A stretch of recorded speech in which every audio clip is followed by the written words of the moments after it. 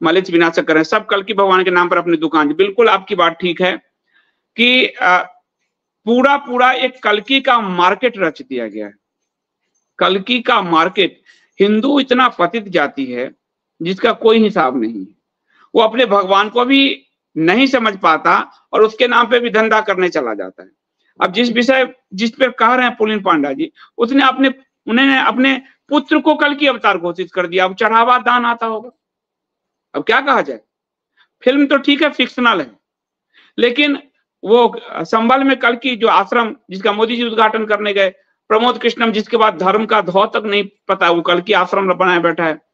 कई संगठन कल्कि सेना बनाए घूम रहे हैं लोगों को ठगने के लिए, कल्कि संगठन, कल्कि संघ।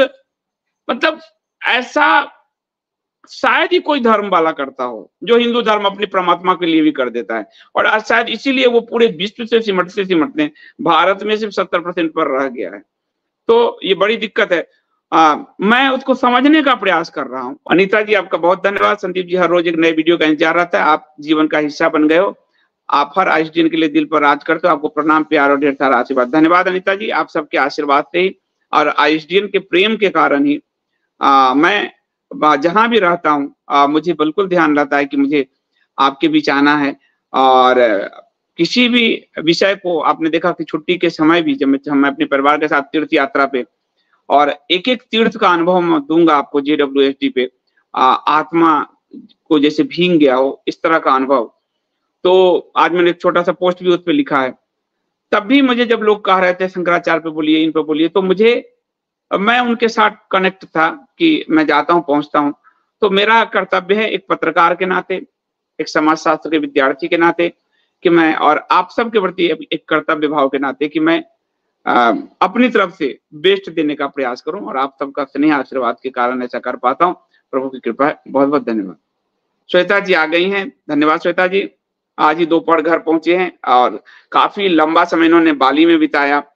हनुमान जी जो रामायण से हमारा जो बाली इंडोनेशिया का जुड़ा हुआ है, और वो द्वीप हिंदू द्वीप की तरह श्वेता जी ने बताया।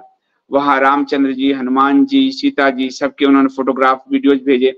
तो पूरी फैमिली के साथ एक लंबी छुट्टी पे, दोनों बिटिया पति के साथ, और इनके कंधे पे तो हनुमान जी चढ़े हुए भी थे, आपने देखा होगा। तो वो कह रहे हैं कि आज दोपहर पहुंचे, थोड़ी देर बाद एयरपोर्ट वगैरह में क्राउड स्ट्राइक इशू आ गया, इससे भारी भीड़ हो रही है, हम भीड़ में फंसने से बाल, यही होता है। तो ये देखिए आपको धर्म का निकल, धर्मो रक्षति रक्षता। तो श्वेता जी धर्म को धारण करती हैं। वो वहां भी थी बाली में, तो तुलसीदास जी पे प्रवचन माला वो लिखी रही थी, हनुमान जी पर लिखी रही थी, इंडिया स्पीक्स में भी छप रहा था और उनके पोस्ट, फेसबुक पोस्ट आदि में भी। तो वहां भी वो प्रभु के काम में लगी थी अपने। तो देखिए कैसे कुछ सेकंड के लिए ये बची। तो आपको भगवान कैसे बचाते हैं। हम लोग अभी जो गए हैं यात्रा में, 4 दिन से अमेरिका की 5 दिन से टीम बैठी हुई थी वहां पे, दूरबीन सारे वो लगाकर, और 7 से 8 बसों में आए थे अमेरिका और रिसर्चर्स कि वहां से वो कैलाश का दर्शन करें, और धुंध बादल के कारण वो नहीं देख पाए दूरबीन लगाते लगाते, और वो गए, और हमें नॉलेज भी नहीं था। शाम के 7 बजे पहुंचे और कैलाश ऐसे खुल गया हमारे दर्शन। धर्मो रक्षति रक्षता, एक सिद्धांत भगवान का है, जो धर्म की रक्षा करता है धर्म उसकी रक्षा करता है। अभी श्वेता जी आपको दिख गए, वरना एयरपोर्ट पे आप क्राउड में फंसे हो, बच्चे हैं, परेशान हो रहे हैं, 4 घंटे लग रहे हैं, 8 घंटे लग रहे हैं। तो कुछ सेकंड से बच जाना यही है कि धर्म वाले लोग बच जाएंगे। जो विधर्मी होंगे, नास्तिक होंगे, उनका जाना तय है, संकटों में फंसना तय। आप खुद देखो कैलाश में 2003 में जो केदारनाथ में हुआ, जिन्होंने धर्म की साधना की वो बच गए, जिन्होंने धर्म की साधना नहीं की कितने विलीन हो गए। यही पहचान होता है, और कोई पहचान नहीं होता। और इसमें दोनों जन्मों के कर्म और धर्म साथ में आते हैं। श्वेता जी आप बच गई, बहुत बहुत आपको बधाई।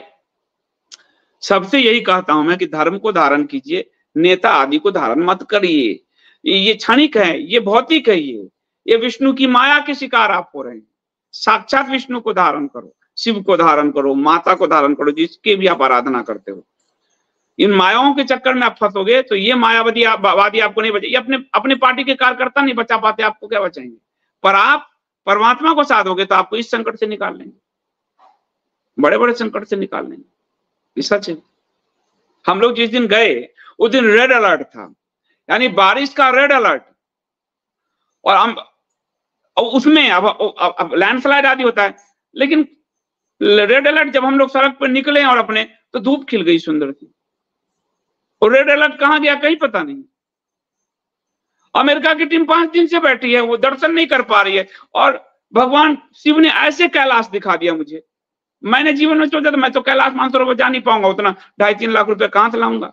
और ये देखिए डायरेक्ट आपको कैलाश सीधे सीधे आंखों के सामने उपस्थित हो गए। कैलाश के सीध में जो वृद्ध जागेश्वर है, जहां एक शिवलिंग में विष्णु और शिव एक साथ हैं, उसकी कथा भी बताऊंगा आपको। वहां से सीधे दिखता है। तो अमेरिका की पूरी टीम आई थी दूरबीन से वहां से कैलाश देखने के लिए इस सीजन में। पंडित जी ने कहा मुझे कि सितंबर अक्टूबर से पहले तो ये क्लियर ही नहीं होता आकाश यहाँ का। ये आप पे कृपा है, हम लोग भी अभी देख रहे हैं, हम लोगों को भी अब पता चल रहा है कि अभी कैलाश दिख रहा है। ये तो दिख ही नहीं रहा था, कल तक तो अमेरिका की टीम सब बैठी थी। तो परमात्मा की बड़ी कृपा है। धर्मो रक्षति रक्षता, धर्म की रक्षा करो, धर्म तुम्हारी रक्षा करेगा। ये मैं तो अपने जीवन से साक्षात देख रहा हूँ। श्वेता जी को आपने देख ही लिया, वो रोज इतना लिखती हैं धर्म पे, इतना बोलती हैं धर्म पे, और उनके साथ हम एक स्पेशल शो लाने वाले हैं जो आपको हर घटना, क्योंकि उनके ज्योतिष का गणना इतना सटीक है, परफेक्ट बैठता है कि मुझे बहुत कम ज्योतिष मिले हैं जिनका एकदम परफेक्शन होता है। अभी उन्होंने कहा था जो कैलाश हम गए, कैलाश जो हमें दिख रहे हैं, अब देखिए ये वीडियो पूरा आपको दिखेगा। इससे पर मैं लिखने वाला हूँ, थोड़ा मैं पुराणों के भी अध्ययन कर रहा हूँ चीज। तो ये देखिए हमारे पंडित जी, ये सब आपको दिखाएंगे हम उस समय, अभी अलग से। ये पंडित जी हैं जो सब कह रहे हैं कि आप लोगों को कैलाश यहाँ से दिखते ही नहीं है। तो धर्म की रक्षा कीजिए। धर्म परमात्मा है, परमात्मा साक्षात हैं और सगुण रूप में है, वो सिर्फ निर्गुण रूप में नहीं है। ये मैं अपने अनुभव से कह रहा हूं, सगुण साकार रूप में है परमात्मा। निर्गुण जो मानते हैं उनकी भी यात्रा सही है, मैं गलत नहीं कर रहा हूं, पर मेरा प्रत्यक्ष अनुभव है परमात्मा सगुण साकार है। वो आपकी रक्षा करते हैं। अब हमारे घर से हम गए तो एक अपशकुन हो गया, हम मानते हैं। तो मैं पूजा करता हूं, तो मंगलवार और शनिवार को मैं राम रक्षा स्तोत्र का पाठ करता हूं, हनुमान चालीसा और राम रक्षा स्तोत्र का, और बाकी दिन मैं शुक्रवार को लक्ष्मी माता की पूजा, और बाकी जो है आपको विष्णु सहस्त्र नाम का पाठ। तो राम रक्षा स्तोत्र पढ़ के गया। देखिए पूरी यात्रा ऐसी, जहां जहां लैंडस्लाइड आदि हो रहा है, इतनी स्मूथली हमारी यात्रा हुई है। तो परमात्मा साक्षात है, इसको मान लो और इसको जान लो। मान लेने, मेरे मानने कहने से आप ना मानो, इसको जान लो, यात्रा कर लो। ये बहुत आवश्यक है, क्योंकि यही यात्रा आपको बचाएगी और कुछ नहीं बचाने वाला। लता जी बिल्कुल, मैं अपनी यात्रा का विवरण बताऊंगा, उसकी भी मुझे तैयारी करनी होगी। मैं पुराण से पढ़ रहा हूँ, जो जो मुझे कहा गया, वहां जो जो मैंने देखा, वहां मैंने उस पर्वत की यात्रा की जिस पर्वत पे माता दुर्गा ने शुंभ निशुंभ का वध किया था। और उस पर्वत को वर्तमान में नासा की रिपोर्ट है कि दुनिया का सबसे बड़ा आध्यात्मिक क्षेत्र, जहां आध्यात्मिक ऊर्जा बहुत हाई है, जिसको आप आज की भाषा में चुंबकीय क्षेत्र कहो, वो है। तो जहां माता ने, हमें नहीं मालूम था वहां के शुंभ निशुंभ का वध किया माता ने, वो जगह है। हम गए और हमें पता चला, और वहां क्या ध्यान लगता है, ध्यान की जो है। तो विवेकानंद जब दुनिया में जाने लगे थे, तो विवेकानंद जी के नाम पर कन्याकुमारी वाला आपको दिखाया जाता है बार बार, आखिरी विचार, क्योंकि वो कन्याकुमारी वाला सेंटर को संघ ने डेवलप किया, इसलिए आपको उसका इतना प्रचार है। पर विवेकानंद जी को ध्यान जहां मिली वो वही जगह कसार देवी। मेरा एक फोटो है, फेसबुक से दिखा देंगे, वो जगह है जहां पे उनको ध्यान लग गया। और उनको ध्यान नहीं लगा, उतना हाइट पर है। और जो पश्चिम के कितने विचारक आए जिन्होंने वहां जाकर साधना की, वहां पर साधना की, तो वहां माता ने शुंभ निशुंभ का वध किया था, मुझे पता। तो सोचो क्या एनर्जी लेवल है उसका, मतलब देवभूमि है वो। तो उसकी यात्रा भी मैं आपको बताऊंगा, उसका विवरण भी मैं आपको बताऊंगा। वहां से भी मैं निकला जागेश्वर धाम का, जहां प्रथम शिवलिंग की स्थापना भगवान भोले ने की। पृथ्वी पर शिवलिंग की पूजा ही वहीं से आरंभ हुई। वहां तो देवदार का वृक्ष है, उसकी भी रिपोर्ट लाया हूं। उस देवदार के वृक्षों को फिर से वहां कॉरिडोर बनाने के नाम पर ये असुर, मायावादी असुर वहां पहुंचने जा रहे हैं। 1000 देवदार वृक्षों को क्रॉस लगाया गया है काटने के लिए। तो देवदार वृक्ष में देखोगे जड़ से जुड़े हुए हैं, और ऐसे, और फिर वो देवदार के वृक्ष ऊपर आसमान में ऊंचाई तक जा रहे हैं और शिव शक्ति का रूप ले लिए हैं और उनसे गणेश निकल रहे हैं। ये प्रकृति है ये, मतलब मेरे देखो रोंगटे खड़े हो गए अभी। ये मतलब परमात्मा साक्षात हैं। जिसको भी नहीं विश्वास है, नहीं विश्वास के साथ तो परमात्मा मिल नहीं सकते। तो कृपा है। क्यूरियस गाय करे, बारिश के मौसम में आप और आपका परिवार इतना बढ़िया यात्रा उत्तराखंड अल्मोड़ा देवभूमि कैसे कर लिए? बहुत ही खतरनाक लगता है, किंतु जागेश्वर मंदिर जैसा अलौकिक को इतना पुराना मंदिर दर्शन अति सुंदर। जब मैं जा रहा था तो मैंने बात किया, मेरे पास 4-5 साल पहले कोरोना टाइम में मैंने क्लब महिंद्रा का मेंबरशिप लिया हुआ था, तो उसी में उन्हीं के होटलों में रिसोर्ट में ठहरता हूँ। तो उनसे पूछा तो उन्होंने कहा छाता ले लीजिएगा, बारिश होती है, लगातार बारिश हो रही है पूरा। अब हमने कैंसिल करने का सोचा, लेकिन राम रक्षा स्तोत्र पढ़ के गया। अब जिस दिन मैं गया उससे एक दिन पहले तक खूब बारिश हो रही थी और हम गए, एक बूंद कहीं बारिश नहीं हुई, आसमान साफ था, सूर्य निकले हुए थे। मतलब कह रहा हूं ये प्रकृति जो है, परमात्मा अपने भक्तों पर कृपा करते हैं। ये मैं साक्षात कह रहा हूं, अपने अनुभव से कह रहा हूं। इसलिए धर्म को मत छोड़िए किसी के चक्कर में, किसी के चक्कर में धर्म मत छोड़िए प्लीज। आपकी यात्रा है, आपके साथ तो आपकी पत्नी नहीं जाएंगी, आपके बेटे नहीं जाएंगे, आपके माता पिता नहीं जाएंगे, तो नेता कहां जाएगा और संगठन कहां जाएगा? आपकी स्वयं की यात्रा है। इस स्वयं की यात्रा जो मानव जीवन मिला है, करोड़ों योनियों में भटक कर एक मानव जीवन मिलता है, उसको व्यर्थ मत करो किसी के पीछे पीछे जाकर, बिल्कुल मत व्यर्थ करो। ये बहुत अनमोल जीवन है मानव का। श्वेता जी कह रहे मेरा टिकट में नाम भी पासपोर्ट से, बिल्कुल ये अभी नहीं, मुझे पहले बता रहे कि नाम भी इनके टिकट में अलग था, पासपोर्ट में जो है, और टाइप के कारण गलत हो गया था। फिर भी जाते और आते समय हनुमान जी ने संभाल लिया। ये बहुत चमत्कारिक रहा। कई देश ऐसी गलती में सफर अलाउ नहीं करता, बिल्कुल, और खासकर विदेश की यात्रा कर रहे हैं तो अलाउ नहीं होता है, ये बिल्कुल अलाउ नहीं होता है। लेकिन मैं कह रहा हूं कि हनुमान जी पे और तुलसीदास जी पे ये लगातार लिख रही हैं श्वेता जी, तो कृपा तो है परमात्मा की। श्वेता जी आप पे भी असीम कृपा है। परमात्मा को जिसने अपने आप का जीवन उनके हवाले कर दिया, वो ही बचेगा, वही यात्रा करेगा उस तक। और ये साक्षात अनुभव से हम बता रहे हैं। देखो श्वेता जी का अनुभव तो सामने है, वो तो आती ही है धर्म पे, लिखती हैं, बोलती हैं, आप जानते ही हो सब। गीता प्रेस काशी दर्शन में लिखा है काशी से कुछ भी मत ले जाओ। काशी पर, काशी के बिल्कुल काशी पर कहा गया, काशी का जो जल है, पूरे देश से आप गंगा जल ले जा सकते। एक बात और जान लो, काशी के गंगा जल को आप घर नहीं ले जा सकते, ये साफ माना है। पूरे दुनिया, आप भारत में जहां भी गंगा जी हैं जल ले जाओ, काशी का जल नहीं ले जा सकते। काशी एक रहस्य है, इसको तहस नहस कर दिया। उस पूरे मैं फिर रोने जैसी मेरी इच्छा हो जाती है। पूरे काशी के तंत्र क्षेत्र को नष्ट कर दिया, दुखी कर दिया, मन विचलित कर दिया बहुत ज्यादा। काशी के रहस्य पे मैं आपको, अभी मैं काशी के रहस्य पे भी पढ़ रहा हूँ। ब्रह्म वैवर्त पुराण है, ये रहा ब्रह्म वैवर्त पुराण मेरा। ब्रह्म वैवर्त पुराण में काशी के रहस्य एक खंड है, वो खंड गायब है पुराणों से। उस खंड को ढूंढ के काशी रहस्य नाम से एक पुस्तक आई है, बड़ा गंभीर पुस्तक है, और तो मैं पढ़ रहा हूँ, और जो मैं पढ़ता हूँ वही आपको रिकमेंड करता हूँ। मैंने आपको कभी भी, मुझे कई लोग कहता पुस्तक बेचने आया है क्या रे, मैं कहता हूँ अच्छी बात है, तो ज्ञान बढ़ा रहा हूँ। आप कभी भी देखोगे चेतन भगत, अमीश त्रिपाठी आपको रिकमेंड मैं नहीं करता हूँ, मैं वही रिकमेंड करता हूँ जो मैं पढ़ता हूँ। तो काशी रहस्य में आपको काशी के सारे रहस्य पता चलते हैं कि काशी है क्या। तो काशी से कुछ मत ले जाओ जो आप करें, गंगा जल भी ले जाना मना है काशी, क्योंकि काशी मोक्ष की नगरी है, स्मशान भूमि है। वहां के कीटाणु को भी आप बाहर नहीं ले जा सकते, वो परमात्मा की कृपा से काशी की भूमि है। इसलिए वो गंगा जल में कई कीटाणु जाएंगे, गंगा जल वहां के ले जाओगे आप, नहीं ले जा सकते। काशी अद्भुत है, रहस्य की नगरी है। तो वहां तो, और मेरी पढ़ाई हुई, परमात्मा की कृपा देखो, मेरी पढ़ाई मेरे 3 जगह हुए थे जब, और मैंने आपको बताया 12th में मेरे को ग्रेस लगा था 7 नंबर का। अंग्रेजी तो मेरी चौपटानंद था मेरा। 8वीं क्लास में पहली बार मैंने ABCD सीखी, हिंदी से पढ़ा, फिर हिंदी मीडियम में ही पढ़ा, कुछ ज्ञान नहीं था पहले की तरह की अंग्रेजी मीडियम पढ़ना चाहिए। तो मेरा काशी BHU में हुआ, और जहां अंग्रेजी नहीं है वहां मैं स्मूथली चलता था, जहां अंग्रेजी आता था मैं अटक जाता था। तो बीएचयू में मेरा हो गया, इलाहाबाद यूनिवर्सिटी में हो गया, इलाहाबाद के इविंग क्रिश्चियन कॉलेज में मेरा हो गया, लेकिन मैंने बीएचयू चुना क्योंकि मुझे काशी में रहना था।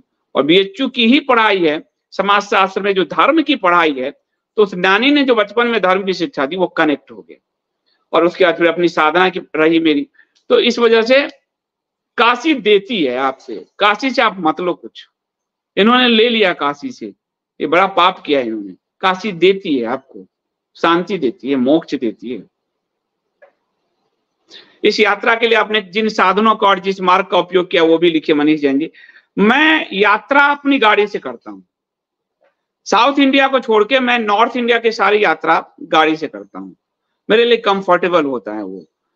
कहीं भी रुक जाता हूं। ट्रेन की यात्रा नहीं करता, वहां कई जानने वाले तो मिल जाते हैं, अनजान भी मिल जाते हैं जो झगड़ने लगते हैं, तो मैं ट्रेन को अवॉइड करने लगा हूं। आप समझ सकते हो, कौन बहस करे, किससे लोगों से बहस करे, कोई भी आ जाता है, अरे आप तो संदीप देव हो ना, अरे आपने तो आप उनके बारे में कहा, वो बैठ के फिर दिमाग आपका चाट जाते हैं, तो फिर मैं दूर रहता हूं, मैं शांति से। तो सड़क मार्ग से मैं गया था, और सड़क मार्ग से होते हुए मैं आपको मुरादाबाद, रामपुर मुरादाबाद यूपी होते हुए, नैनीताल होते हुए मैं जो है अल्मोड़ा में, अल्मोड़ा से भी बहुत ऊंचा है विंसर जगह, वहां क्लब महिंद्रा का रिसोर्ट है। उस रिसोर्ट में मैं अपनी फैमिली के साथ ठहरा था, और वो विंसर जगह है जो पूरे पहाड़ के बीच में, तो उसमें वैली में पहाड़ के बीच में उसके रिसोर्ट बने हुए हैं, और एक विला ऊपर बना हुआ है। इस सब मैं आपको JWSD पे दूंगा। तो वहां, और फिर मैं पहाड़ में अपनी गाड़ी के साथ, गाड़ी मैंने किराए वाला लिया था, अपना गाड़ी मैं नहीं ले गया, मेरा ड्राइवर बीमार था तो अपना नहीं ले गया, तो फिर मैं किराए की गाड़ी लिया, और उसके बाद पूरे उसकी यात्रा मैंने की। और मुझे बिल्कुल पता नहीं था कि यहाँ मैं जाऊंगा तो ये होगा, यहाँ मैं जाऊंगा तो ये होगा।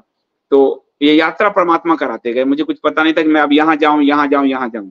वहां गया तो वहां से पता चला कि यहाँ जाना चाहिए, यहाँ गया तो यहाँ से पता चला यहाँ जाना चाहिए, और इस तरह से मेरी एक यात्रा हुई। तो इस यात्रा का संस्मरण जर्नी भी संदीप देव पे, क्योंकि उसका टोन आध्यात्मिक है, और यात्रा, पर्यटन, हल्की फुल्की बात, अपने मन की बात, पर्सनल बात, ये सब JWSD पे है, तो वहां मैं उसको दूंगा।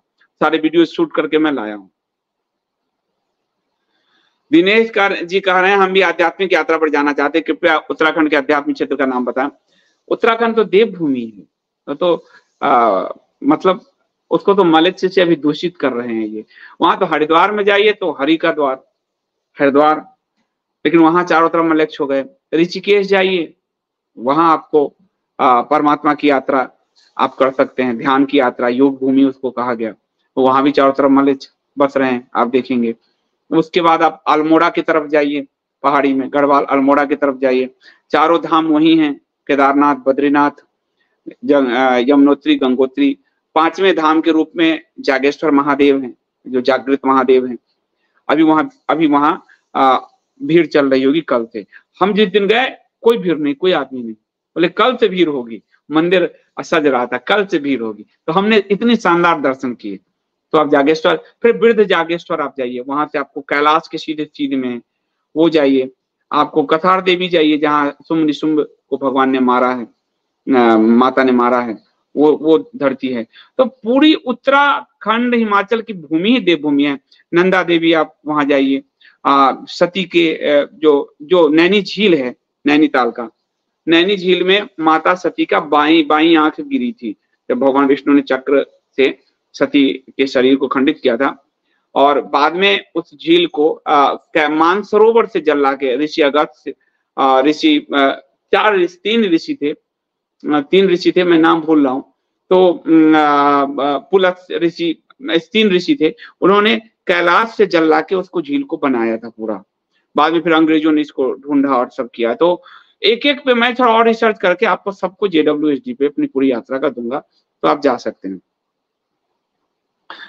सूरज जी बिल्कुल नैनीताल आया और नैनी झील का दर्शन किया। आप लोग तो बिल्कुल उस शक्तिपीठ है, वो नैनी झील भी शक्तिपीठ है, नैनी झील शक्तिपीठ है। और नैनी झील में ऐसे कोहरे ने घेर लिया हमें, कोहरे ने घेरा तो इतना सुंदर दृश्य है ऐसा। और जब कोहरे से निकलकर हम लोग बाहर आए तो फिर सूर्य निकल गया, कोहरा मिला नहीं सबको। तो इतना प्रकृति ने साथ दिया परमात्मा ने, जिसका कोई नहीं। तो मैं एक एक JWST पे आपको बताऊंगा। मैं थोड़ा और अध्ययन कर रहा हूँ, फिर उसकी एडिटिंग हमारी शंकर पाटिल जी का। आदरणीय संदीप जी, आप यात्रा करके आए, ये यात्रा सफल रही, इसलिए आप बधाई के पात्र। ईश्वर आपको और सफलता। धन्यवाद शंकर जी, बहुत बहुत धन्यवाद। और ये सब के लिए हमने अपने ISDNs, मैं जहां भी जाता हूँ हमारे ISDNs को अपनी स्मृति में रखता हूँ, भगवान तक स्मृति में रखता हूँ, क्योंकि आप सबका भी परिवार का कल्याण होगा तो ही सब कुछ आगे बढ़ेगा। हिंदू धर्म के मानने वाले जितने हमारे साथी हैं जो सनातन धर्म को, और ISDN पे तो ज्यादातर सनातन धर्म मान हैं, तो मैं परमात्मा से यही हमेशा रखता हूँ कि सनातन धर्मियों का हमेशा कल्याण हो। संगीता जी करें, हम भी हरिद्वार गए थे, वहां 2 दिन पहले आई थी, 10 कार डूब, हाँ 10 कार, और हम 2 दिन तक हम वहीं थे, कोई बारिश नहीं, भगवान रिक्वेस्ट भेजा थी, बहुत अच्छा। यही बात है कि लोगों की गाड़ियां खड़ी थी हरिद्वार में, और जो बारिश आई और वो गाड़ियां सब बह गई। अब संगीता जी कह रही हैं कि और कैसे वो बच गई। तो यही मैं, धर्मो रक्षिति रक्षिता, इसका पालन करिए, इसको आप घर पर लिखवा दीजिए सब। ये याद रहे कि धर्म के मार्ग पर चलेंगे तो धर्म हमारी स्वतः रक्षा कर देगा। इससे बड़ा परमात्मा के होने का क्या साक्ष्य चाहिए। यही आपको मैं मिल गया, यही आपको संगीता जी मिल गई, यही आपको श्वेता जी मिल गई, क्या प्रमाण चाहिए।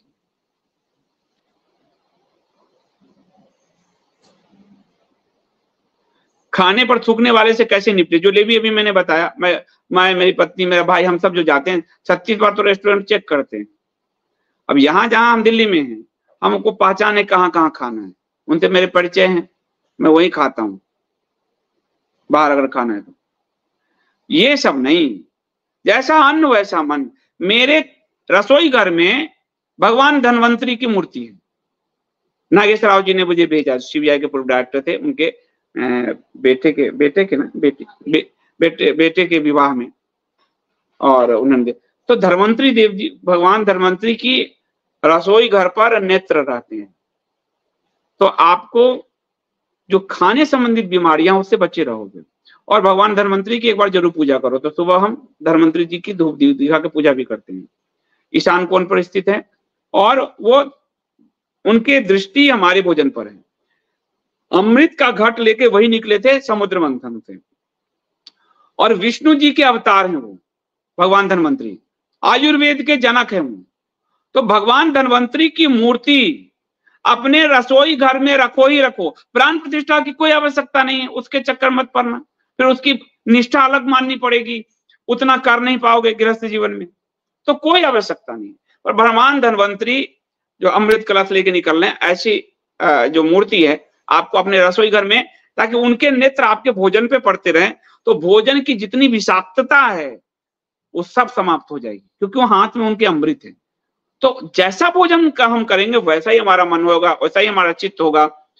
हम जब ध्यान में जाते हैं, हम सब जब अध्यात्म में, तो अध्यात्म में सबसे पहले शरीर शुद्धि की प्रक्रिया चलती है भोजन के जरिए।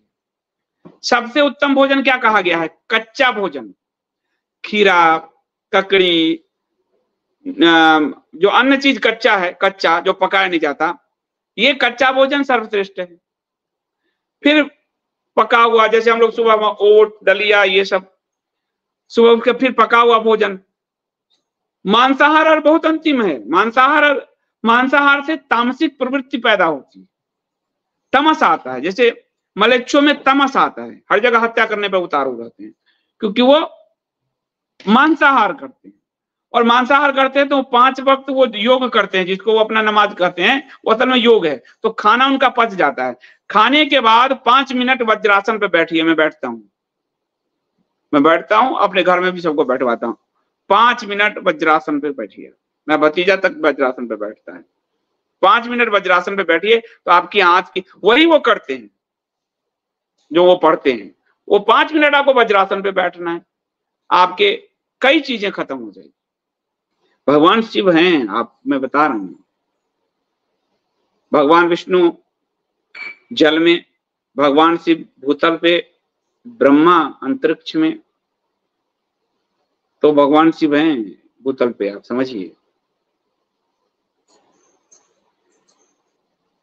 अरुण जी कहने भक्ति परंपरा से बाहर आओ सभी लोग, भक्ति परंपरा ने सनातन धर्म के लोगों को नाचना रोना सिखाया है बस और कमजोर बना दिया। महाभारत को घर लाएं और पढ़े, चाणक्य नीति पढ़े, युद्ध के बारे में खूब पढ़े। भक्ति को भी आप ये मत कहिए, क्योंकि भक्ति परंपरा ने अरुण जी तुलसीदास जी के रामचरितमानस में उस अकबर औरंगजेब के काल से निकलने में मदद की।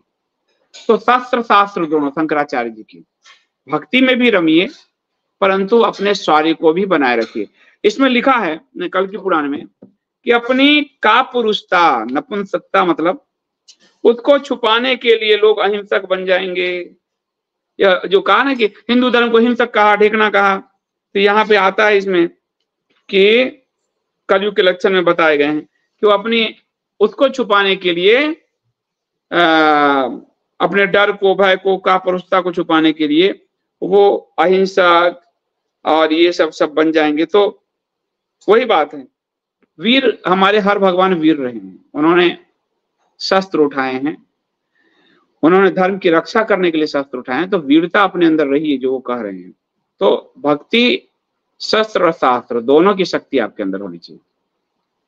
रूप सिंह जी से बात है, भक्ति से शक्ति मिलती है। तो भक्ति बहुत आवश्यक है। बिना भक्ति को परम अवस्था बताया है जो है वैष्णव भगवान विष्णु के संप्रदाय में, क्योंकि उससे आप परमात्मा से कनेक्ट हो जाते हो। भक्ति की आड़ में कापुरुषता नहीं, और भक्ति बहुत आवश्यक है। उसमें स्वयं को खोने का भाव होता है, समर्पण का भाव होता है, शरणागति का भाव होता है परमात्मा के शरण में।